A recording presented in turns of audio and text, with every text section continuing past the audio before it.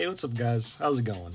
It's been a while since I've uploaded anything, and well, of course I picked up a few games. I picked up a lot of stuff for the Dreamcast, picked up some stuff for the Super Nintendo, and spent way too much money on the PS2 game. You can probably see that through the thumbnail, but anyway though, enough bullshit, let's just start showing off some games.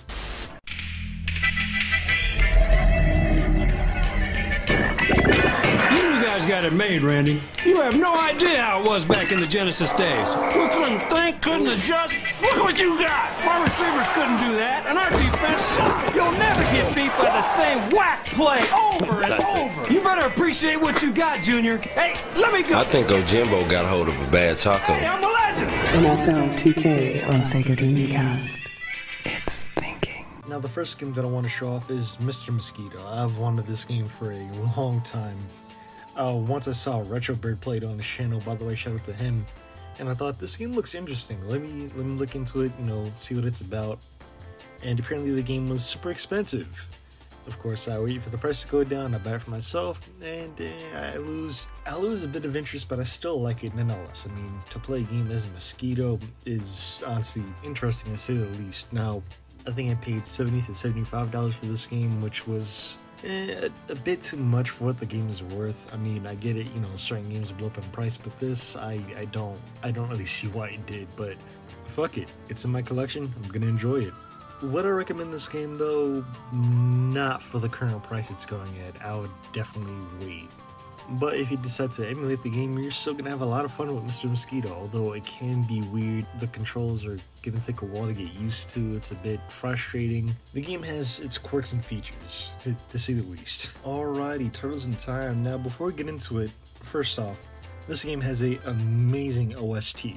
Great music. In fact, I've heard the music before I even heard of Turtles in Time, so that kind of goes to show how good the music is, I guess. But enough about that. I've heard a lot of good things about this game. I heard it was a decent beat 'em up. I heard it had a few good levels, a few good boss fights, and I figure, hey, why not? It's a classic for the Super Nintendo. I gotta get it.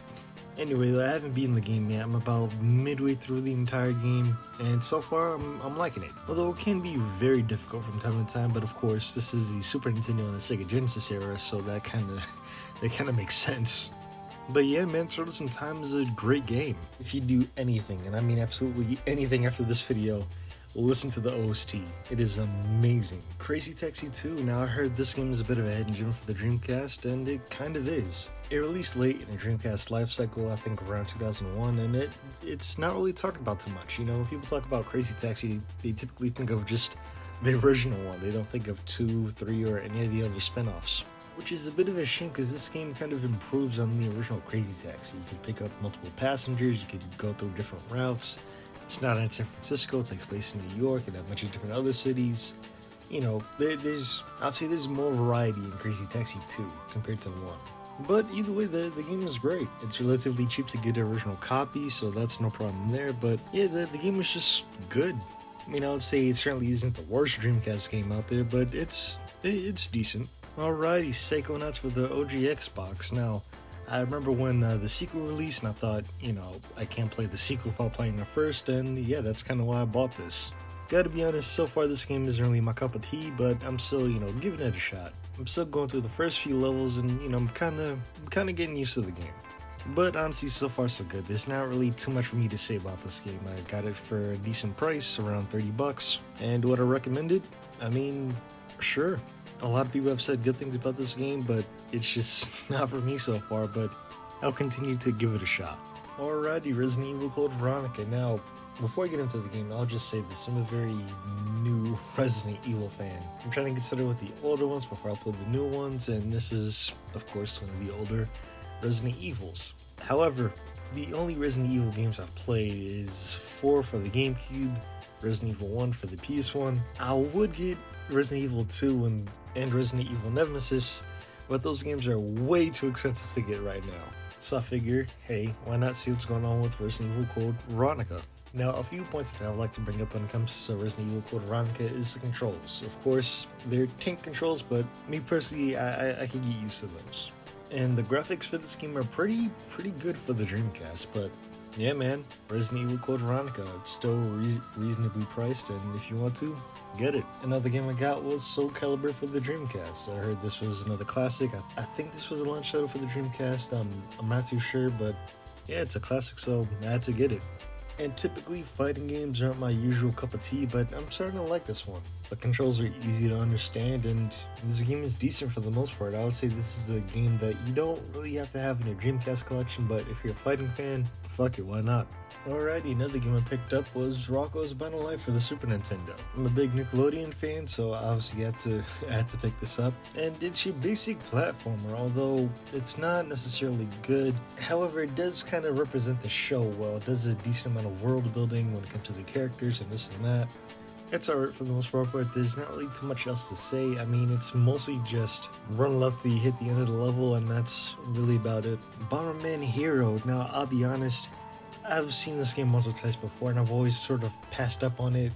But this time I decided to say fuck it and actually, buy it and give it a chance, and I am surprised. To me, at least, this game's a hidden gem that's been waiting to be found. And the best way to describe it is it's a great platformer. Of course, it has that Bomberman style where you throw a bomb, you defeat enemies, this and that, but it's great. This is gonna sound weird, but it has that kind of like Ape Escape vibe to it. Or I guess the same energy of Ape Escape. Like, these two games kind of came out during that weird Y2K era, and I guess that's what mainly draws me to these two games. And again, the OST in this game is great. It has a lot of drum and bass, and I don't know, man. I'm starting to think I should make a video about OSTs, but that's a whole separate video. But yeah, man, Bomberman Hero, it's fucking great. It's a great platformer. Grab it. And I'm actually surprised to see that this game is relatively cheap. It's worth 20 bucks. I got it for 10. Like, this game needs to be a lot more appreciated. Tokyo Extreme Racer. Now, I believe this is another launch title for the Dreamcast. I'm gonna be completely honest. I saw this at a flea market for 5 bucks, and I decided to pick it up on a whim. Obviously, as you can tell by the name, this game is about street racing. It's very similar to Need for Speed Underground or the Midnight Club games, except I would say this game is a lot more grounded. It's not about American street racing. It's about, racing in Japan highways and this and that.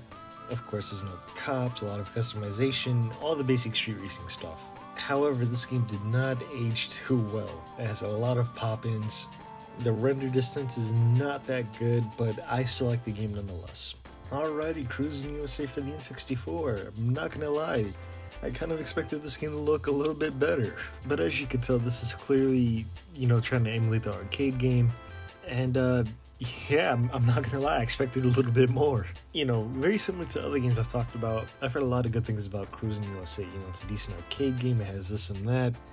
Buying it for myself, it's alright. It's just not what I expected, to be honest with you. I'm very sure the N64 could handle a lot more than this, but hey, maybe I'm wrong. Either way though, the game's alright for the most part, although I personally wouldn't recommend it. Like, if you can emulate the arcade game or whatever other version, but this is just not it. I'm sorry. Alrighty, Sega Smash Pack, another launch title for the Dreamcast. Now, I bought this game exclusively for Virtual Cop 2. But of course, it comes with other games like Sonic the Hedgehog, Streets of Rage 2, Golden Axe, Revenge of Shinobi, and a bunch of others. Now, one big downside of the game is that the sound is a bit off. It doesn't sound like the Sega Genesis games, but yeah, I'm kind of alright with that. I don't really care. But it's weird that, the Sega Genesis was discontinued, I think, 2-3 years before the Sega Dreamcast came out, so when this came out, it wasn't, the 16-bit generation wasn't really considered too old yet, so it's kind of a weird game. I'm glad I have it. Alrighty, ladies and gents, that's really all I've got to show. If you want to, like, subscribe, and do what you're going to do in a rush, and tell me down below. What have you gotten recently? What have you been playing? Tell me down in the comments, and I'll see you guys later. Peace.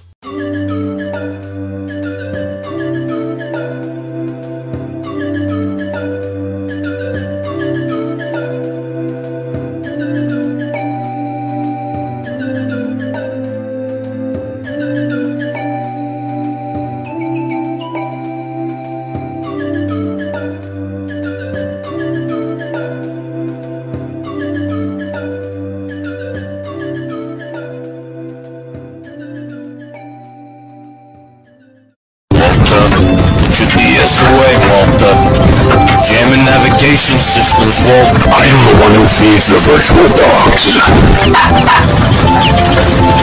You've killed us all, Walter.